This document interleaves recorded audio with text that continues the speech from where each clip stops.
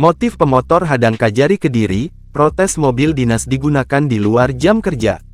Polisi telah mengetahui motif dari dua pelaku berinisial HFL 33 dan AM 42, melakukan penghadangan terhadap mobil Toyota Innova berplat merah yang dikendarai oleh rombongan keluarga dari Kepala Kejaksaan Negeri Kajari Kediri, Pradana Probo Setiarjo.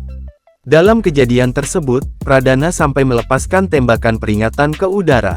Adapun motifnya adalah kedua pelaku memprotes terkait mobil dinas yang dikendarai Pradana digunakan di luar jam kerja.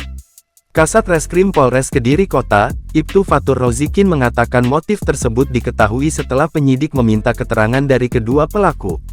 Dari penanganan yang dilakukan Satreskrim Polres Kediri Kota bahwa kami telah mengamankan dua pelaku tersebut dan melakukan interogasi yang mana motif keduanya adalah mobil pelat merah digunakan di luar jam dinas, katanya dikutip dari YouTube iNews, Rabu tanggal 25 Desember tahun 2024. Fatur mengatakan peristiwa berawal ketika Pradana selesai makan malam bersama keluarga pada Senin, tanggal 23 Desember tahun 2024. Lalu, saat perjalanan pulang, mobil yang dikendarai Pradana ternyata sudah dibuntuti oleh kedua pelaku.